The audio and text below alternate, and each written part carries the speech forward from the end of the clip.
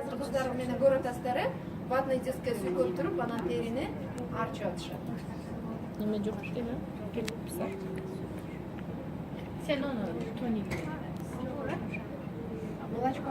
Молочко беркиси. Беркиси да молочко. Гелди жууш керек. Жөн эле бетиңизди нымдадыңыз да, нымдагандан кийин гелди колуңузга сыгып аласыз да, колдун учу менен тазалап аласыз. Либо мондай аппарат бар. Бул аппараттарды мен аптекадан да көрдүм, аябай кымбат турат экен аптекада. Бизде бир эле арзан. Бул аппарат 9 эсе таза тазалайт. Чын колуң менен тазалаганга караганда. Бунун эки режими бар. Салгандан эле, бул көрүп болгондон кийин эле биз азыр каякты көбүрөөк карап атабыз. Бияктуу. Бул жакта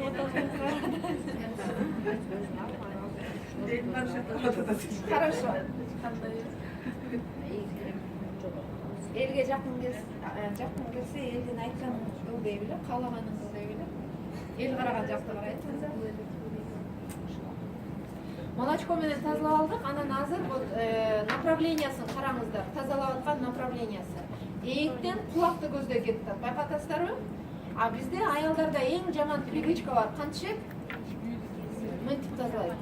Сразу ылдыйга сүрөбүз да. Ылдыйга такыр сүрбөш керек терини.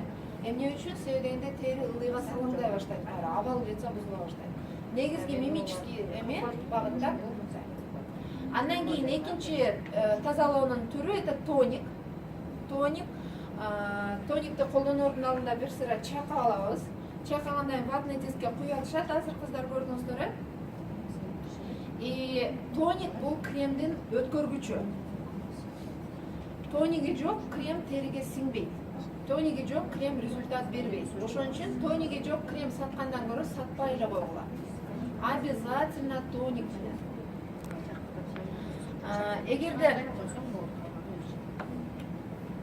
Эгерде вот терини бир канча катмардан турат деп элестетсеңиздер, а так оно и есть. Тери өзү бир канча катмарлардан турат. Тониги жок крем койсоңор, без очищения крем койсоңор, мына сыртында эле калып калат. Агарта турган крем агартпайт, жашарта турган креми жашартпайт. Анан кийин клиент кимди жаман көрөт? Сени жаман көрөт. Анан сен аркылуу Oriflame'ди жаман көрөт, туурабы? Ошол үчүн тоник менен колдонгондо именно крем терең катмарларга сиңет. Глубинный слойлорго кирет. Ушу жерден анан иштейт дагы, агарта турган крем агартат, жашарта турган крем жашартат, бетте ухоженный, сияющий вид пайда болот. Ошодон анан результат берилет. Поэтому обязательно тоник. Тониктен кийин сыворотка койгон. Вокруг глаз. Хорошо. Но обычно мен биринчи сыворотка коем. Эмне үчүн? Себеби тониктин нымы кургай электе сыворотка сиңиш керек да. Ошол себептен биринчи сыворотка, потом уже крем. Азыр кыздар көздүн тегерегине өзүнчө кремди коюп атышат. Эмне үчүн көздүн тегерегине өзүнчө крем керек? Ким кандай деп ойлойт? Просто компания кремди көбүрөөк сатыш үчүн ошентип да? Көздүн тегереги нежный Көздүн тегерегиндеги тери беттин терисине караганда 4 эсе жука болот. Поэтому бырыш эртерээк түшөт ал жерге. Мимикалар ал жерде көп болот. А тери жука болгондон кийин поралар дагы тар да. Беттин креми күчтүүлүк кылат. Ошон үчүн көздүн тегерегине өзүнчө кремдер коюлат. Анан байкап атасыздар, азыр аты жок манжа менен же чыпалак манжа менен эмне кылып атат? Чапкылап коюп атат, шыбабастан.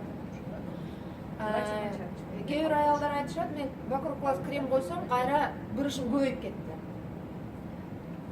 Сурагыла, а сиз кайсыны коюп аттыңыз эле? Дагы кантип сурайбыз? Кантип коюп аттыңыз эле? Вот кантип коюп аттыңыз эле дегенде, алар айтат, монтип эле шубап эле коюп коем, мынтип эле коюп коем деп айтышат. Вот ошол жерде сиз анын ошибкасын оңдоп түшүндүрүп бересиз. Вокруг глаз крем койгондон кийин сыворотка коюп атабыз, активатор. Сыворотка, капсула дегендерди көрүп каласыздар, Булар кремдин эффектин күчөтө турган каражаттар. То есть кремди жакшыраак результат бергенге жардам бере турган каражаттар. Ар түрдүү мындай возрастной уходдо, жаштыкты кайтара турган уходдо сывороткасыз результат болбойт. Ошол себептен сыворотканы коюп атабыз азыр. Ал аз гана коюлат. Ошол себептен мына дозатору менен берилип атат. Вот смотрите, кремде дозатор жоқ, а бул жерде дозатор турат, көрүп атасыздар. Бир эле сыткан жетет ошо. Специально ошондой көп коюп албаш үчүн эме кылып атат да, дозатор менен берип атат. Анан иногда бывает кээ клиенттерде наборду сунуштадыңыз, ал айтып калышы мүмкүн, бетимде что-то кызыл точкалар чыгып атат, үдүр чыгып атат, жакпай атат деши мүмкүн. Ошондой маалда кээ бир клиенттерде, мисалы менин опытымда ошондой болгон, сыворотка күчтүүлүк кылган болушу мүмкүн. Ошол моментте сыворотканы койбой туруп турса болот. Бир жума, допустим, да, 10 күн сыворотканы койбой туруп турду, тери привыкать этти кремге, анан потом уже сыворотканы кошуп койсо болот. Клиенттериңерде если ушундай эме суу жок болуп кала турган болсо, ошону айтасың.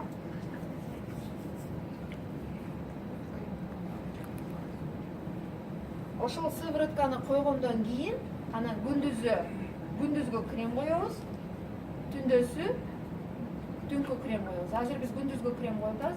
А эмне үчүн бир эле кремди түндү деле күндүзү деле кое берсе болбойт? Кимде кандай варианттар бар?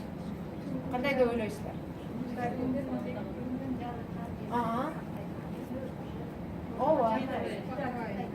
Ооба. Эң туура айтасыздар. Эки кремдин кызматтары эки башка. Күндүзгү крем нымдуулук берет териге, анан сырткы чөйрөнүн жаман таасирлеринен коргоп турат. Түнкү крем азык берет и терини калыбына келтирет.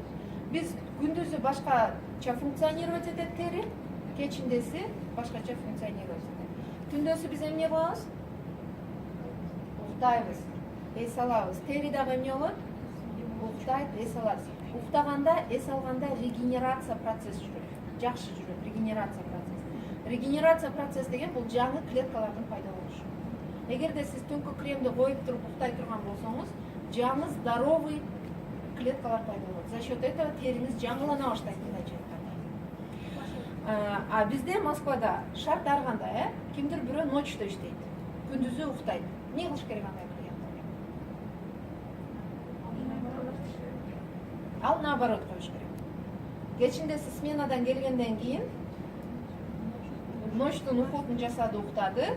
Жарым сааттан обязательно ночной кремди койгондон кийин жок дегенде жарым саат туруп туруш керек, чтобы тери сиңирип эмне кыла алыш үчүн. Кечиндеси ишке кетип баратып, дневной кремден коюп кетти. Ушундай кылып сунушташ керек. Анан түнкү кремди жатардын алдында өтө көп койгонго да болбойт. Если бизде кандай түшүнүк бар, көбүрөөк койсом жакшыраак таасир этет, тезирээк бурушум жазылат да. Көбүрөөк коюп алсаңыз, териңизде отек пайда болуп калат, шишик пайда болуп калат. Тери сиңире албай кыйналып калат. Анан баа сен крем койгондо шишип кеттиң деп баштайт. Поэтому ошол жагын дагы түшүндүрүп айтып коюш керек.